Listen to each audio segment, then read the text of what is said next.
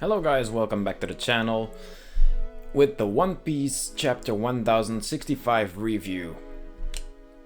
Let's start with the first thing that we noticed, and that is that Brook and Zoro finally discovered that Caribou is actually still on the ship.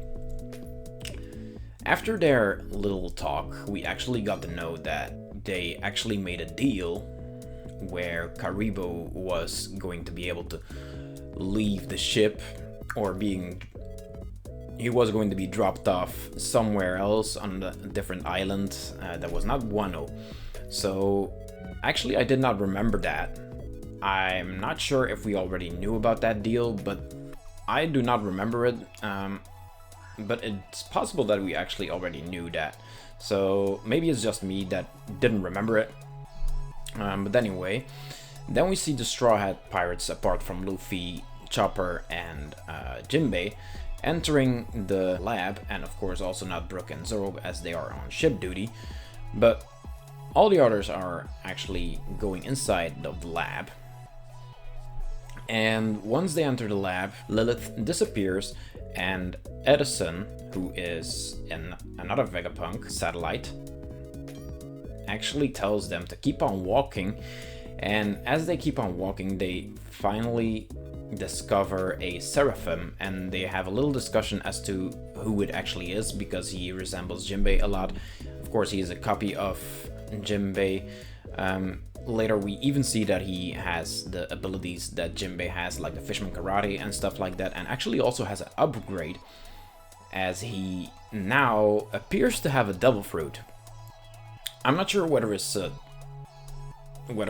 copy of a Devil Fruit that Vegapunk was able to make, because we actually saw that Devil Fruit ability already with Senior Pink back in Dressrosa. He was one of the officers from Doflamingo, and his Devil Fruit was the Sui Sui no Mi, where he was able to swim through solid walls and solid ground. So Frankie even stated that he remembered the abilities because he was the one fighting Senior Pink, of course. And yeah, it's very interesting to see that happening, because that makes you wonder, is Senior Pink dead, or did Vegapunk finally succeed in making a real Devil Fruit, artificial Devil Fruit, and not just a Smile Fruit like Caesar Clown was able to make? Because those are still incomplete, whether it's successful or not, as you can see by the designs. As they stumble upon the Jinbei Seraphim, we actually see him standing in front of a test tube, or whatever you want to call it, like a tube, which states Seraphim 0. Not 0.4, just Seraphim 04, which could be the case because he is the 4th Seraphim. But there is a little detail that I think a lot of people actually missed, where it says that it's 98% completed or loaded or whatever. So maybe it's just a detail as to the Jinbei Seraphim waking up, or maybe there is some other Seraphim inside of the test tube. So it will be interesting to see if we get to see something else out of that test tube. But anyway, after the little skirmish that the Straw Hats had with the Seraphim, at the end of the skirmish we actually see Frankie using his radial beam, or a laser beam, against the Seraphim, and there Edison jumps in and tells the Seraphim to dodge. That actually goes to show you how powerful Frankie's beam actually is, because even with Sanji's kick, he didn't warn the Seraphim as to it being dangerous, so he just let him be kicked for the data that Pythagoras, by the way, is collecting. But with the Frankie laser beam, he somehow realized that it's very dangerous to put the Seraphim through that kind of distress or attack, or however you want to say it, and yeah, he is forced to dodge it. But right after that, we actually see a discussion about the data, where all the satellites are involved. So we see Edison talking to Pythagoras. Pythagoras is the one who is responsible for collecting data, while Edison is, if I'd have to guess, the one who comes up with the ideas for inventions and stuff like that. So even during that conversation, he already has an idea as to how to make him better or whatever, I guess, because he says like Eureka, like the typical thing when you discover something. And after we discover who Pythagoras and Edison are, we actually go to York, which, by the way, I like. I like the design, I like the functionality she has, I like how she's implemented into the satellites. While Edison and Pythagoras, I like their functionalities, but I don't like their designs per se. With York, it's kind of different. Like, at the start we see like a very fat character.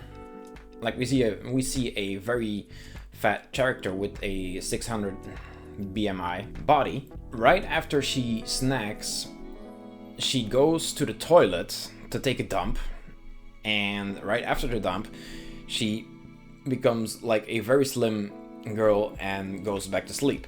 So York is the one that is responsible for the snacking, the dumping, and the napping. So it's very funny to see that that Vegapunk actually has made a satellite specifically for that, as he wants to save time by not having to do all those unnecessary things.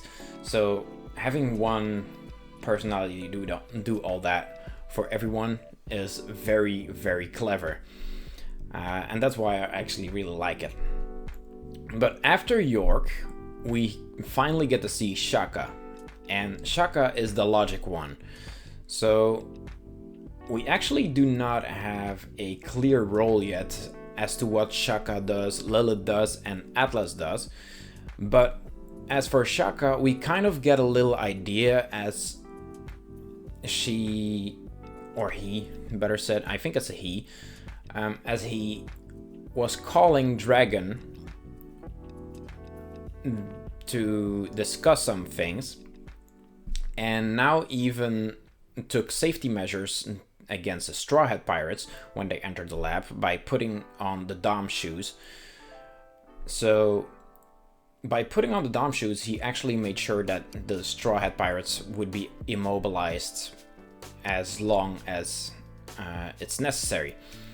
We see that Shaka is not actually hostile towards the Straw Hats as of right now. He's kind of just analyzing the situation. Are the Straw Hats dangerous? Stuff like that. So I actually think that is really not that bad to have Vegapunk do that against them. But it's very clear that every satellite that Vegapunk made has a very clear role as to what they should do. And that's actually very, very clever. And we also actually already knew that. But it's very interesting to see how Vegapunk, or better said, how Oda implemented all of those characters into one person. After we meet Shaka, Shaka actually explains a little bit more about the island, which is not the island of the future, as people might believe. The real thing is that it's actually an island that is based on a lot of technology out of the Void Century, as we saw in the last panel. That actually is a very interesting thing.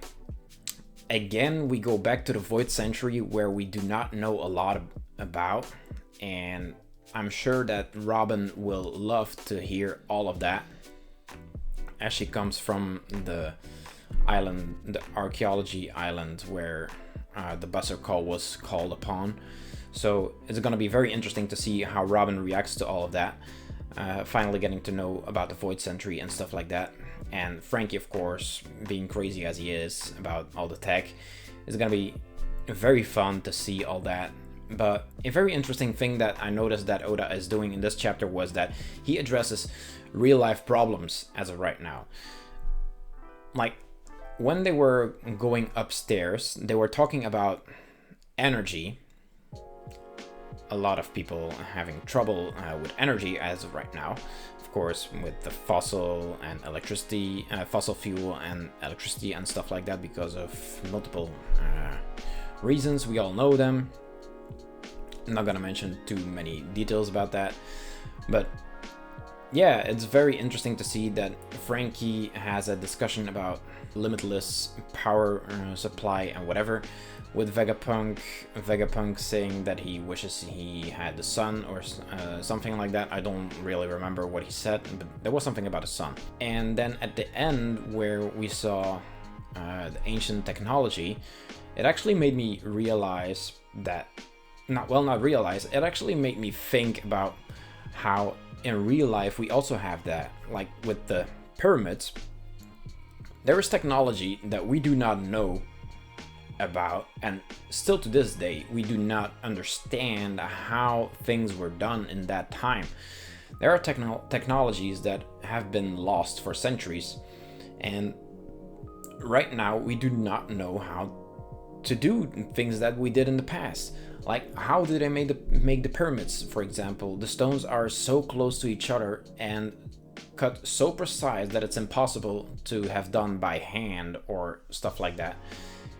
And there are even pictures that suggest that it's done by a advanced technology, where it had to be have done by some kind of machine or whatever device, high-speed device, because there are minor mistakes that they made in the stones, where they cut too deep, but it takes like forever to cut that deep by hand. So there are things in real life as well that we just do not understand how we did it in the past, and that's very interesting to see how Oda is actually making stuff like that in the One Piece universe as well. So it's gonna be very fun and very exciting to discover all about that, and I'm wondering what else we are going to discover about the Void Century. And right now I'm thinking that we are very close to discovering what the Void Century actually really was. Surely now that Vegapunk appears, I'm not saying that it's going to be, but appears to be like at a turning point where he goes from the Marines towards the revolutionaries or the Straw Hat Pirates. So they are going to know more about the Void Century like really soon. And also this chapter actually made me realize that Vegapunk knows a lot more about the Void Century than probably anyone else in the One Piece universe. So that might also be one of the reasons why the world government right now wants to get rid of Vegapunk. So yeah, that was about it for the chapter, and I give this chapter a 4 out of 5. It could be higher for people. But yeah, very fun chapter, very interesting chapter, and makes me wonder more about what's to come. So anyway, that was my review. Very short review, there was not that much to discuss, but I hope you guys enjoyed it, and see you next time.